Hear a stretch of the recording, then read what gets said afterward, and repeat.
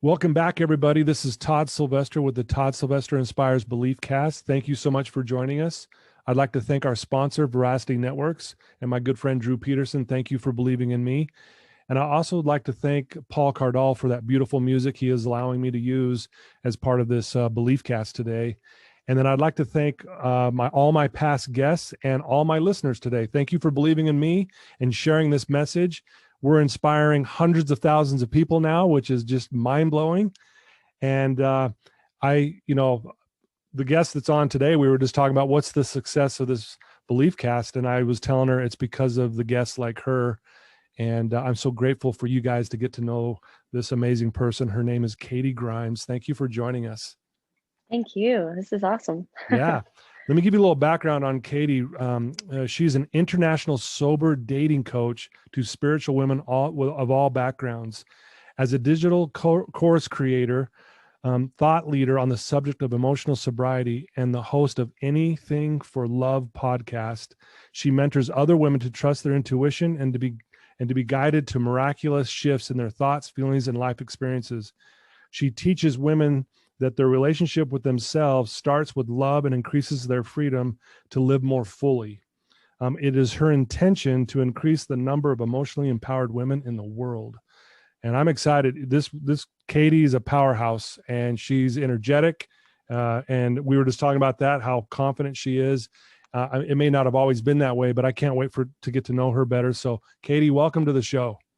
Thank you so much. I appreciate that. You betcha. So why don't we start with, tell us a little bit about where you grew up and about your family life. Yeah, so I grew up in Pembroke, Massachusetts, which is just an hour north of Boston. Most people ask me, where the heck is my Boston accent? And I tell them that it used to come out when I would drink or when I would drive. And by the way, I didn't always drink and drive. Okay, good. So that's when my accent would come out. But I grew up as an only child, and I think a lot of common misconceptions is that only children are spoiled and whatnot. But Right. for me, I was surrounded by my mom was a family of 5, dad family of 6. And so my aunts and uncles really served as sort of those brothers and sisters. My parents were divorced when I was 3. We lived on the beach at that time, and I think that's where I fell for my love of the beach and love of great music, because my parents have really great taste in music. Oh, right on. And it's why I try to incorporate a lot of music into the work that I do as well. Sure. But yeah, so my parents grew up. My mom, the last thing I'll share too is that my mom really struggled from alcoholism.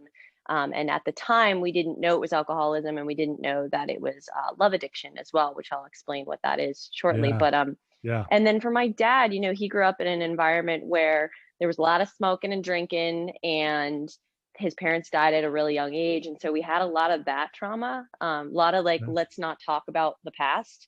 Let's Right. only just have fun and enjoy now. So I got a little bit of both from my parents. And now that I've done the work on myself, I realize, oh, okay, this is why I'm doing what I'm doing. Right. Yeah. Yeah. I mean, that had to have been a difficult time, though, obviously, going through that, watching your mom go through that, and kind of, again, I'm excited to, have our listeners talk about what this love addiction is and what you do for a living now. But I would imagine as a kid going through that and seeing that, do you think that fueled kind of your behavior as well?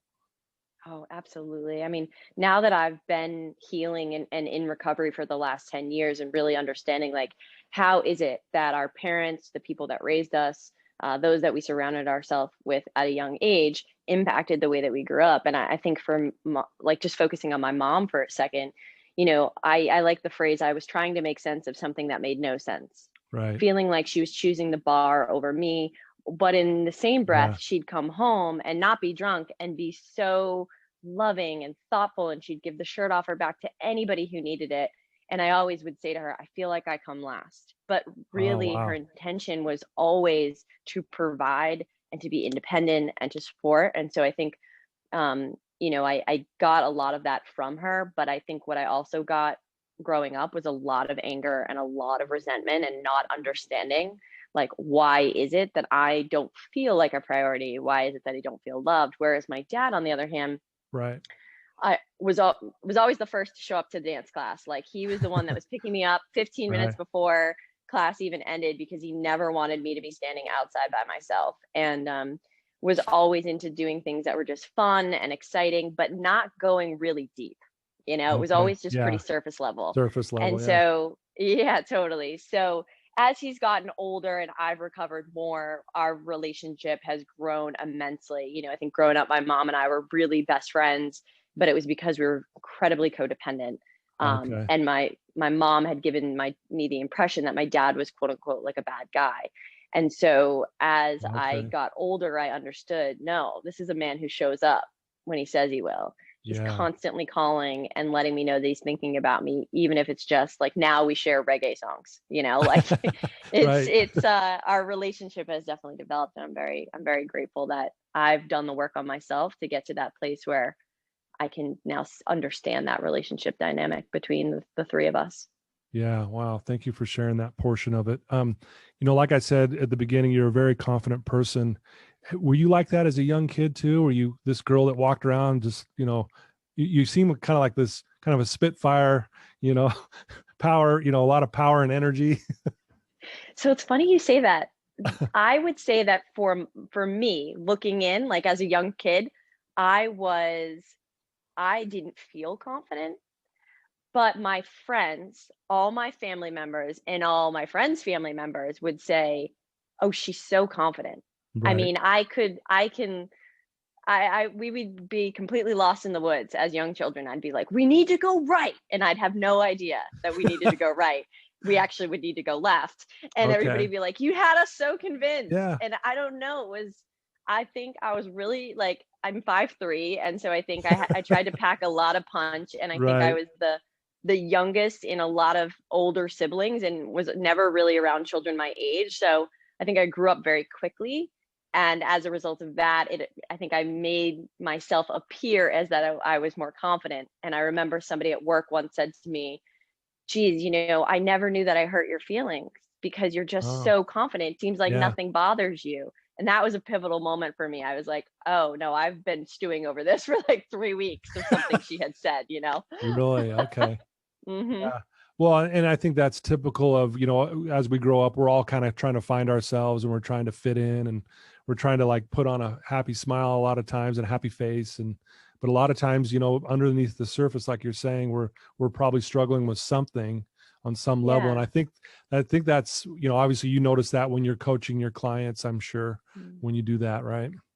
Yeah, exactly. And I think one thing that I try to do differently in my coaching sessions, as well as just the platform that I have now to make an impact, is to help reassure people that we don't always have to do the highlight reel of what Instagram or social media presents. Right. So there are days where I'll get on and I'll talk about, maybe like this week, I'm actually going to be sharing a little bit about a panic attack that I had. And, Okay. just be relatable. I think we all are Yeah. I love trying that. to live a beautiful life, but the reality is that we all go through stuff that really we think we're the only ones that go through it. And Yeah. so in my coaching, when my client is saying to me, I was in a corporate meeting and I felt like this need to talk, but then I had nothing to say, but then I was questioning myself. I'm like, "Oh, I've been there. Did I ever tell you Yeah. about the time?"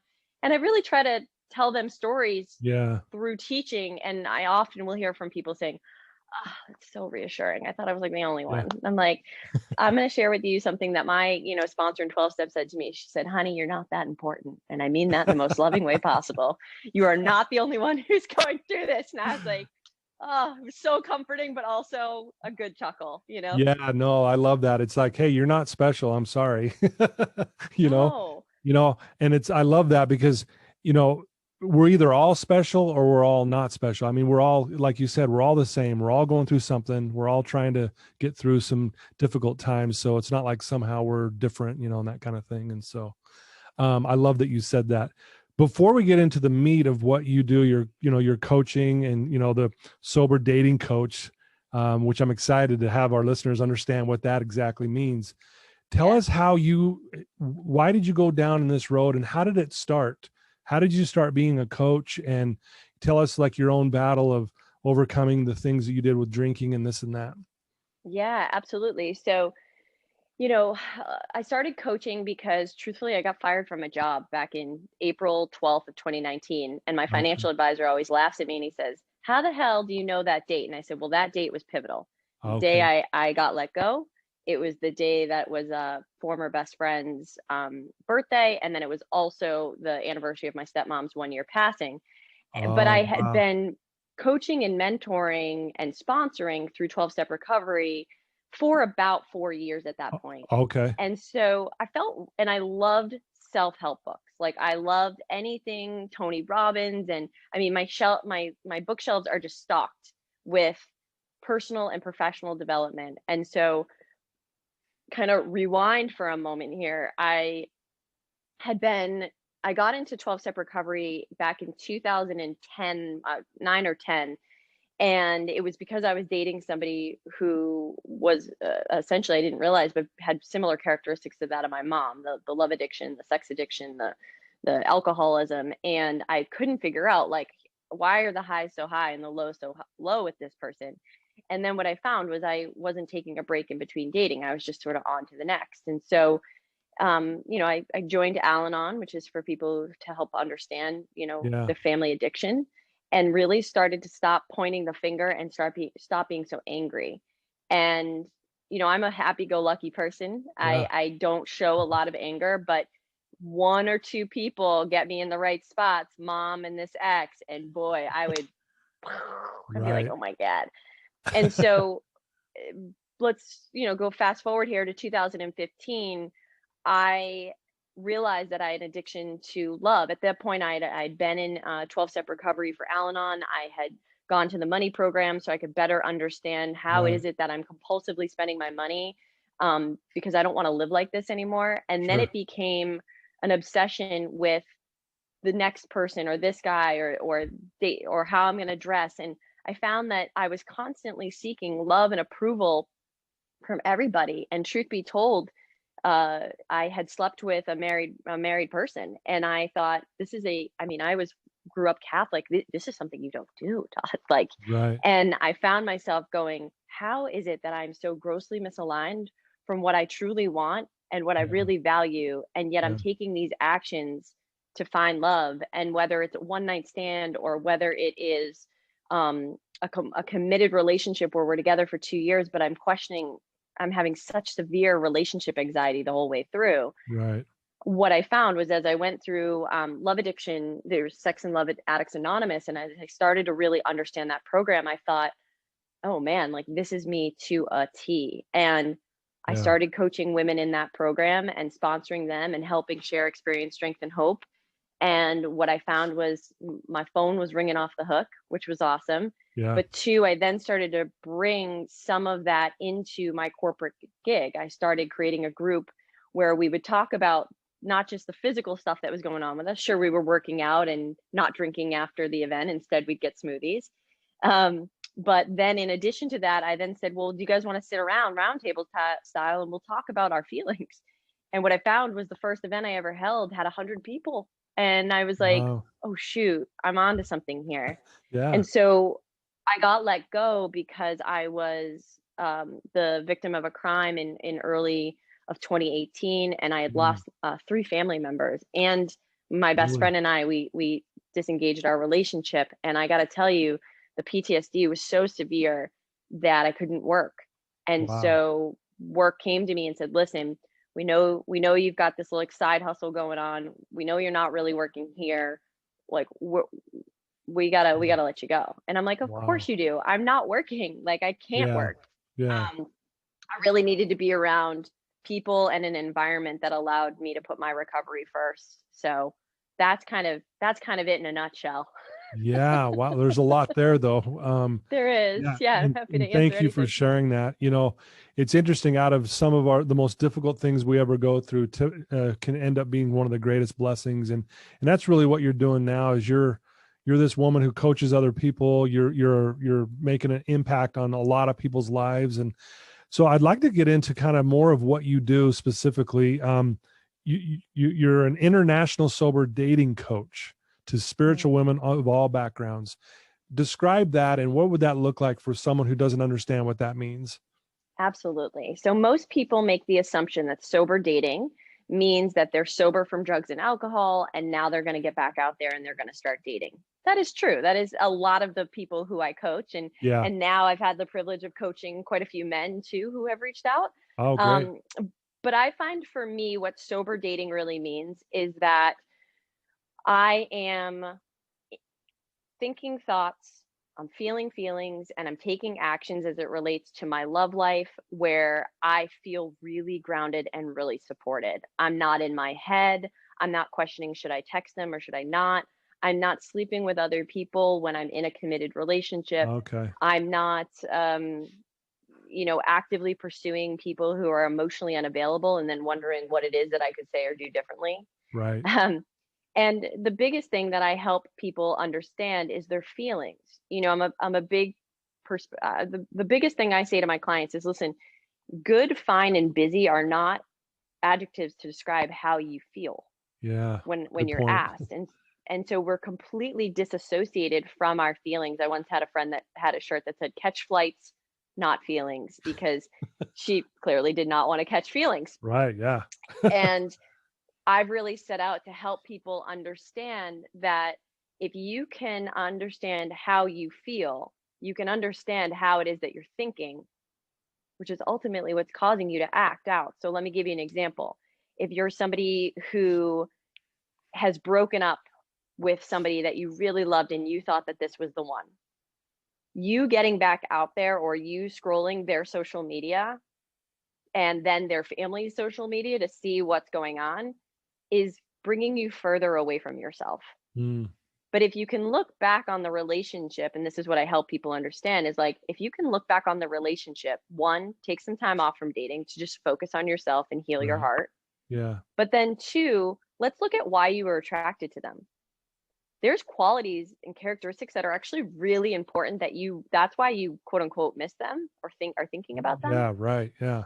And so those are things that you want to bring into the next relationship. And then I also help people learn how to trust themselves and to trust other people, because that is a common symptom of love addiction, which all love addiction is a compulsive need to Yeah. be loved or find love from someone else and feel validated so that we'll feel good enough. Is just really helping people to understand, hey, when you're in your head and you're like, should I or should I not call them? You kind of take a step back, and I call it building the pause, where you just take a hot second to Yeah. go, what do I need right now? Yeah. So that you don't take an impulsive action or be reactive to a family member or friend. And while the work that I do, I advertise is very much focused about your love life and really not only taking time off from dating to heal your heart, but then getting back out there again. Because Yeah. I do believe, Todd, we were put on this earth to love and be loved. We were not meant to be on this earth alone. Yeah. Um, I agree with is that. right is really being able to take a beat and realize, okay, not just the list of what do you need and why do you want it, but then you got to get out there and practice, and that means that you practice essentially in private. If you're not dating, practicing with your family members and your friends, because if a lot Yeah. of the people that I work with have grown up in dysfunctional homes, and they're learning the difference between, oh, so that's why I'm showing up the way Okay. that I am. That's why I'm Yeah. calling, looking at his social media, or I'm can't break up with her and we keep going back around again and again and again. Oh, this is learned behavior. I learned this from Right. mom and dad or the people that raised me. Wow. Yeah. And we mentioned in your bio that, you teach women that the relationship with themselves starts with love. So explain that, because we're looking for love, we're searching for love, we're right, but you're talking about, I'm assuming, loving yourself. Is that Yeah, what you're saying there? it's the age old thing that my grandmother used to say to me, and I used to roll my eyes at her. You need to love yourself before anybody else can love you. I'm a big believer that you can love yourself and learn to love someone else. So I want to switch that up a little bit. But I Okay. do think that it's really tapping into our own intuition. What do we need? What do we want? Why are we taking the actions that we're taking? Why are we continually looking for validation outside of ourselves? What is it that we don't really like about ourselves? What are we ashamed about? What are we feeling guilty? What are the things that we've done in the past because we've tried to attract the right person that we're not super proud of? And Right. that's why I talk about openly sleeping with that married person, because I do believe that it didn't define me. I was doing it Yeah. in an act of desperation because I had this fantasy of what I thought life was going to be like. But if I turned inward and said, what am I craving? I'm craving marriage. I'm craving Yeah. commitment. I'm craving, and then here's the big kicker. I was craving commitment because I didn't want to be left. Mm, And so when I can look at that and say, oh, shoot, the way that I show up in relationships, the way that I act with my money, the way that I act with my friends and my family is I mm, always used to fear that they would leave me, that there would mm. never be enough. So what did I do? I spent more time, I spent more money, I compulsively reached out to them and felt like I was giving, giving, giving and never getting back, all for the sake of trying to feel loved by them. Yeah. When really it's a good time to just simply, all right, why don't I check in on myself first, get myself some food, maybe a bathroom break, Yeah. and get to a get to therapy or a 12-step meeting or talk Yeah. to my coach, whatever it may be, and tap into my feelings. What do I need and what do I want right now? So then Right. I can go do that for someone else or impact someone in a really positive way. Yeah. Do you find that that's what people struggle with the most, where they, like you just said, taking time out and checking on yourself? Do you think Yeah. people struggle with that? And why do you think they struggle so much with that? I think we struggle, and I say we because I definitely identify as this still being something that I'm actively working on, is I think that that personally I've struggled with, um, yeah, remind me of the question one more time. I just had like Well, a brain do you freeze. find it hard? Do you know, why is it so hard for us to check in with ourselves and do something for ourselves? Thank you. Yeah. Yeah. I think my personal experience of this has been it's hard to check in on what I'm thinking and feeling and needing because I don't want to feel pain. Right. I don't want to feel discomfort. I don't want to feel agitated, resentful. Those feelings don't feel good to me. Right. And so I Yeah. used to, and sometimes still get in this pattern of going, going, going. And I'll give you a perfect example. Today, I was in the car. I had hung up one phone call. I'm sitting there. I'm about to go check my phone and maybe start scrolling through Instagram or Right. email. And all of a sudden, I was like, what about just 10 solid deep breaths? Mm, It's something I've never done before. I had never practiced it, but I mm, just heard this. I was like, I think you need to sit with this feeling. And all of a yeah. sudden a memory popped up. Oh shoot, you need to call your boyfriend back. He called earlier, and Right. then you immediately start going. But I was like, wow, I really think that most of us try to distract from feeling really terrible because feeling happy and joyful feels a heck of a lot better. And some of us don't want the memories of what has caused a pain that has been similar to the feeling that we're feeling. Right.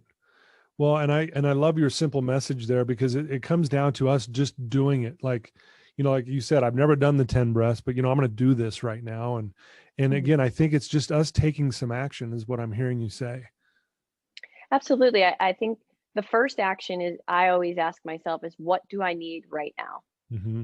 And sometimes it's so simple. Sometimes it's go to the bathroom. Like, and sometimes I forget that because I'm just running Because around, you're go so busy. crazy. Yeah. Yeah, you're I hate to busy. admit it, but I've been there where I'm like, I need to go to the bathroom. I've been, Yeah, I've been like holding it for like an hour and right.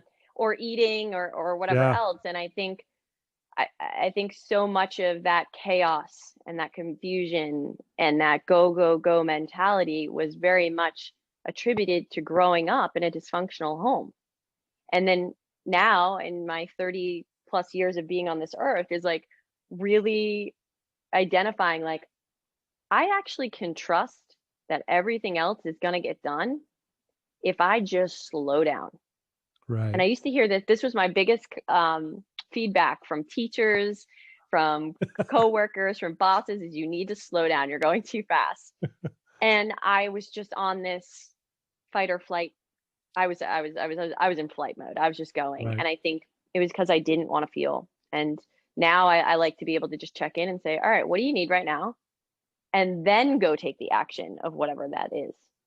Right. No, I love it. I love it. Well, why don't we talk a little bit about what you offer? I mean, I've checked out your website all week long, like I said, and you've been featured in, magazines, and you've been on other podcasts nationally. You're doing all this amazing stuff. You're not just this coach that, you're more than that, I think. So can Thank you you. kind of give a little more detail of what this would look like if someone wanted to reach out to you who's struggling with love or trying to find trust in a relationship and that kind of thing? what would what would they be getting if they show up to you? Absolutely. I thank you for asking that. I think, Yeah. the first thing I always like to do is jump on a phone call. And I know that as the business grows, that may not be the logical first step always, but I'm Right. really hoping that it always will be, because I Yeah. really take a personal interest in getting to know the person that I'm working with. And it's because I do believe that trust is earned when you first, show up for someone and you say that you're going to do something, and then you continue to not pass judgment or shame. I say that there's three principles I work off of. There's no shame or judgment or criticism. I'm going to show up when I say I will, and we're going to keep what we talk about between us. If I can do those three things for you and you can do them for me, then we're going to trust each other.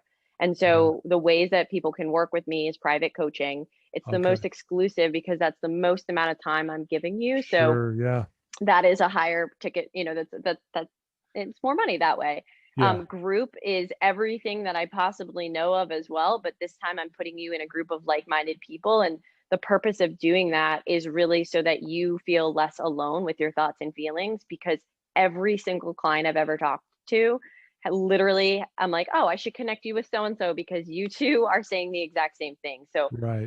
the second way is group, and then the third is digital courses, which is something you mentioned earlier. Yeah. There are people who aren't in a position to pay, in the thousands of dollars for coaching, or use a payment plan, which is sometimes is in the hundreds, but I really try to make it affordable so that everybody can get the support that they need wherever they're at. So the digital courses are self-paced, and they give you a chance to really tap into your intuition and overcome your loneliness, and give you the chance to say, oh, I'm gonna pay this off in 6 payments instead of paying it off in one, and it Right. feels like a no-brainer. So Yeah. yeah, and then the last way is, if you're not ready to purchase, there's my podcast, Anything for Love, which every week I try to jump on and share with you thoughts and experiences that I'm having around love and dating and relationships. And like you said, really understanding, like, how is it that the relationship between my parents and the Yeah. relationship with self, what's that dynamic look like? And really helping people to understand that in more detail.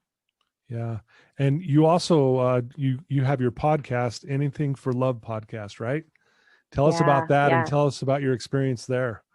Yeah. So, it started with me just helping people understand what love addiction is. Hmm. And that is really my mission in this world. Is, yes, I want women and men to be more empowered, so that they can literally just ask themselves what do they need and then go get it.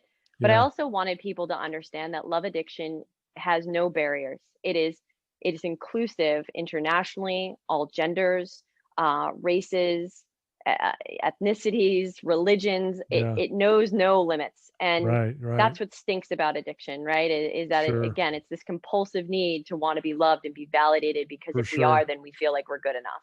Right. And so I every week come onto the podcast, and whether it's myself or bringing in guests, talk about, proving your worth, or helping people understand that if in fact you do eat well, it will signal to your brain that it's not in distress. And so I had like a gut specialist come on and talk about Oh, how right do on. you just heal your gut so that you don't feel anxious and depressed as often.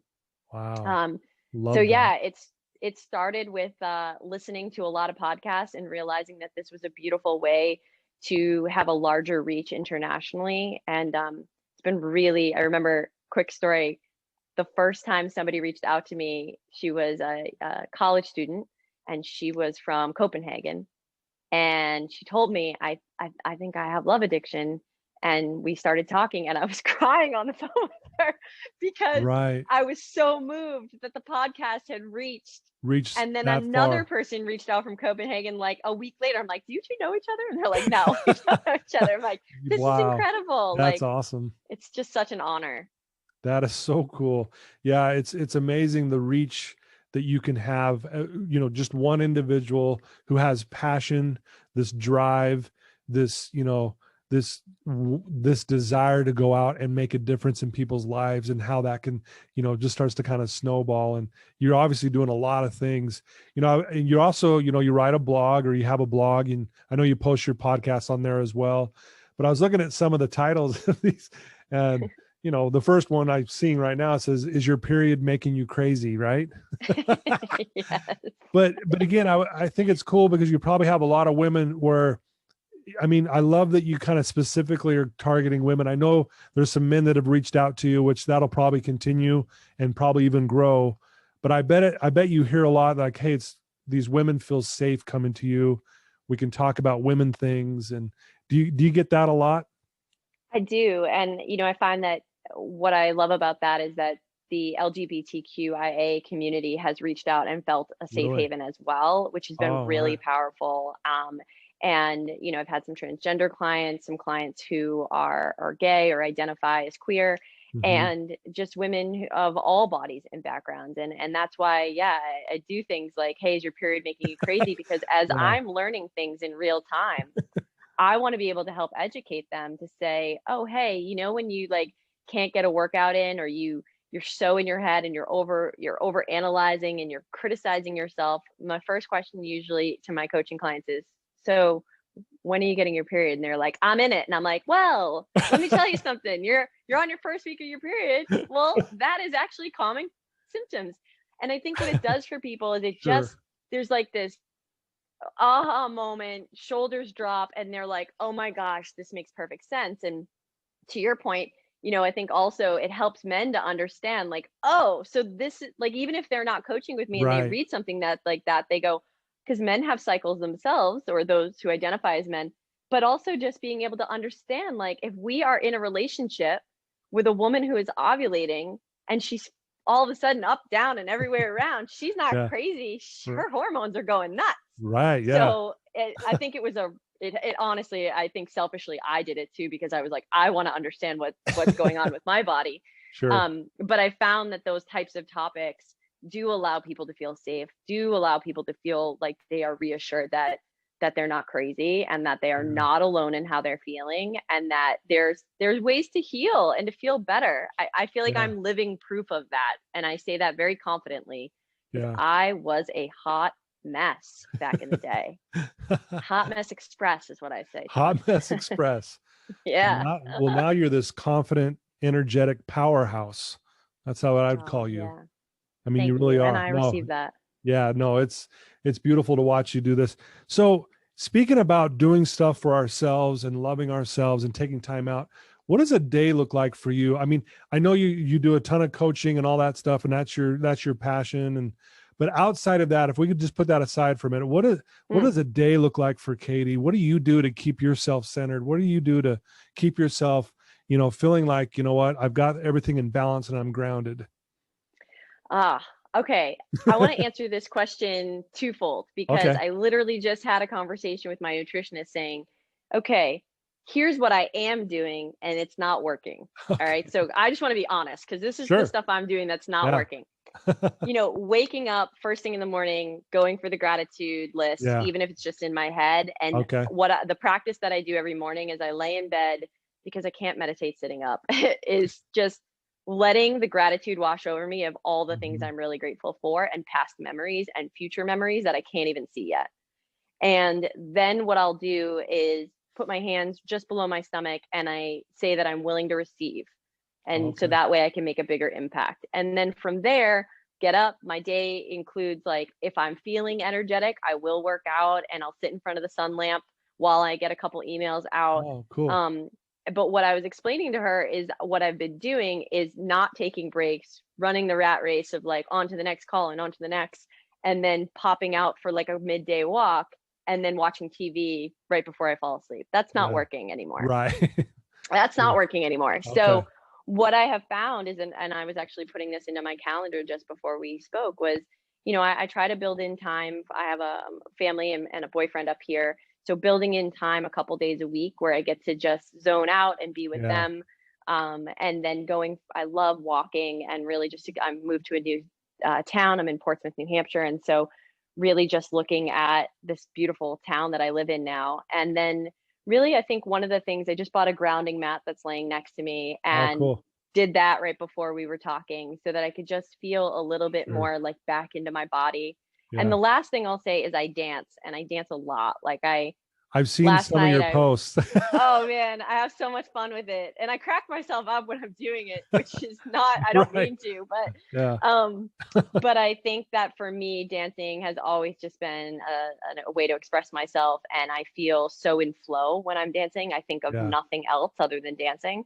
And so it's been nice to reconnect with that part of me again. Yeah. I've followed you on your social media, and that's why I just know you're this energetic ball of fire, because just watching you dance and sing and move around and talk, and I'm like, man, this woman's got more energy. I love it. It's so true. I You'd love it. never know that I'm suffering from adrenal fatigue right now because and I said to her, I go, I Uh-huh. don't know how I'm feeling adrenal exhaustion because I Yeah. still feel energetic, but I think what it is, I'm happy and Yeah. I'm just really grateful for where things are. And in the moments where the anxiety pops up or things don't go the way that they're planned, I really try to be honest about that on Instagram Yeah. when I've processed it. I'm not hitting you Sure. like, I just had a panic attack. It's more like, let me think about where that was coming from and Yeah. really try to share the moments of like the laughing and the joy mixed with the oh shit. Yep. Right. Well, I think that's why you're good at what you do, and what I'm getting from you, even talking to you face to face here, um, that you're relatable.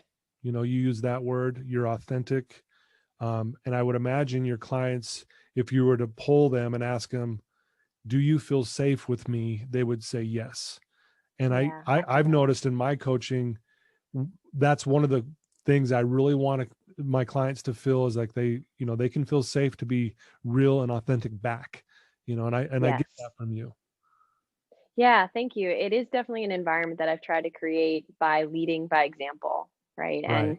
And just telling them, like I had a client the other day say, "Oh, I know I should already know this by now." And I said, "How the hell are you supposed to know this by Right. now? We've been working together for like how many months? Like, Right. and you're how old? Like, no, no, no. This is what I'm here for, babe. Like, Yeah. this is why we work through this." And you just heard her back on the message go, "Oh my God, yeah, that's right. I'm not supposed to Yeah. know this just yet." And I'm like, Yeah. cool, you're practicing. You're You're practicing. I love that. practicing. Well, Yeah. if there's someone listening to this podcast right now, and they're struggling, they're having a Mhm. rough time, and especially when it comes to, maybe there's someone listening that has a love addiction, and they're not sure what to do. What advice could you give? I mean, you've obviously given a bunch already, but if you could Yeah. specifically hit that one person right now, what would you tell them? What could they do? Yes. So I would say for the person that's really suffering from these classic symptoms of love addiction, which most of my clients are, whether they're still acting out or they've Right. taken time off and they're like, "Hey, I'm not ready to get back out there yet." But Yeah. what I always say to them is the first thing to do is stop feeling as though you're the only one who's going through it and that you're the only one who can figure it out for you. That was my mistake. I suffered for many, many years thinking that if I just do this and I just do that and I just read this book, Yeah. what I've learned has I didn't learn in a book. Yeah. I learned it by going into a 12-step recovery program that I got to go to whenever I wanted to and still do when I want to, Yeah. and allowed me to be surrounded by people who got me, and they were Yeah. perfect strangers. So I would say if you're at like the depths of the despair, you're not able to pay for coaching, start with a 12-step recovery program. There's nothing to be ashamed about. You're going to Right. walk in there and be like, why the hell did I not do this earlier? I know. Um, and then Yeah. for those of you who are ready to take it to the next level, I say for all my clients, all of them are in 12 step now because I've encouraged them to. Um, but, and again, I just want to be very careful that with 12 step, I'm not being paid by them to talk about this. I am literally just sharing because Sure. this is the shit that has worked for me. Yeah. Right. Um, but that you got to find somebody who has already done this before. Who's the person that you know or that you want to get to know that you hear them and you go, "Oh wow, I really Yeah. resonate with the life that they had because I'm Yeah. living that life now or I want to live the life that feels happier and more fulfilled." For And sure. have them show you how to get there quicker. And I know for me, it took me 10 years of actively being in recovery and spending all this time and money, etc. And my clients are seeing results in 2 freaking weeks, which is Yeah. exciting. And in the same Sure. breath, I'm like, damn, had I not done that 10 years I ago, know. you kind of go, oh man, where would I be? But Yeah. I'm exactly where I need to be. And Yeah. those who are listening right now and can really identify with some of the symptoms and characteristics I mentioned, you're exactly where you need to be. The only thing that I personally think is you got to get out of your own way and go ask Yeah. for help. Yeah. Wow. That's great advice. I love that. Very well said. If someone wants to reach out to you, Katie, and get to know you better, ask you a question, find your coaching and your courses and all of that, what's the best way for them to do that? Yeah, there's two ways. You can go directly to Instagram, kg.katiegrimes, or you can head to my website, which is katiegrimes.com. Everything you need to know is going to be home base, katiegrimes.com. And you can actually book a direct call with me there. Oh, wow. And me and Okay. a member of my team will be sure to get time with you so that I can get to know you better and see how I can point you in the right direction. That's great. So they can actually schedule a one-on-one call with you. Yeah, and I don't Okay. and I don't That's charge for beautiful. the first time. Okay. I want people, it's like dating. Like I say, it's a chance for us to like, are we laughing at the same Yeah. Are shit? we doing Do good? we get each other? Do we Yeah. want to commit in this way? And I like the Yeah. pressure of just kind of going on the first date, like taking the pressure off of the first date. Let's Yeah. just have a conversation, see where this goes, and be able to help guide you in the right direction. And even if I'm not the best fit or I don't feel like where you're at in your recovery is something that I can help with, I find myself to be a connector. And so I have a ton of other resources where I can point you in the right direction. But if I can help you, I want to help you. And I'm looking forward to that chance to do that. So every first call is free. So happy to chat. Love that. That is so cool. I don't think a lot of people offer that in that way. So I think that's very cool. And I hope our listeners will take you up on that. Yeah. One more thing I want to ask you is, what's been the best thing about your day today? The best thing about my day today, oh, my best friend, she FaceTimed me literally 20 minutes before we were about to get on this Uh-huh. podcast because I haven't seen her son with everything that's going on with COVID. Oh, And so okay. he's just learning how to walk. So it's just him in the Oh, right FaceTime. on. And he's got this big old smile on his face. And it was just like, I just started crying and I said to her, I've missed him so much. Like, you just made my day by doing this like small act of kindness. And then we just had a lot of laughs and chased, and then he took the phone away from her. And Right. now I can't see him, Yeah, but it right. was cute. He No, was awesome. that's beautiful. Thank you, Katie. Well, I want to thank you for taking some time out of your busy schedule to come do this belief cast that I've been doing, and it's truly my honor to have you on. I love what you do. I love the way you live your life. I love that you're making an impact on people's lives. This world, as we know right now, is kind of in turmoil. Not even kind of, it's in turmoil, and we need more compassion, love, and light, and sympathy, and people who are relatable. And you're kind of filling that void for so many people. So I want to thank you for just being you and for what you're doing. And I can't thank you enough for being on this show today. Thank you so much. And I want to echo that back to you, is that for you to be able to, spend your time and open this podcast up to those of us like myself, but also all the listeners too. I'm just really grateful because like you said, I do believe that we need each other right now. We need each other Yeah, more than ever. for And sure. this is a really beautiful way to connect and feel like we're not alone, but Yeah. also have some laughs in the process too. Mm, So thank you for being a conduit for that. absolutely. Yeah. It's cool to sit here and feel connected with you. And like you said, it's like I feel so much better just talking to you today. I really do. I do too. I Like do so too. far, this has been the best part of my day. So thank you. Oh, thank you. That's such an honor. I really Yeah. appreciate that. Yeah. And there's just such a genuine and generosity to you that is just really authentic as well. So I'm Oh, really thank you. glad that we combined forces today, and Finally. hopefully somebody heard what they needed to Yeah. hear and to get the help that they need to. Yeah. I'm sure it's going to ring on a lot of ears today. So thank you so much. Katie, you're amazing.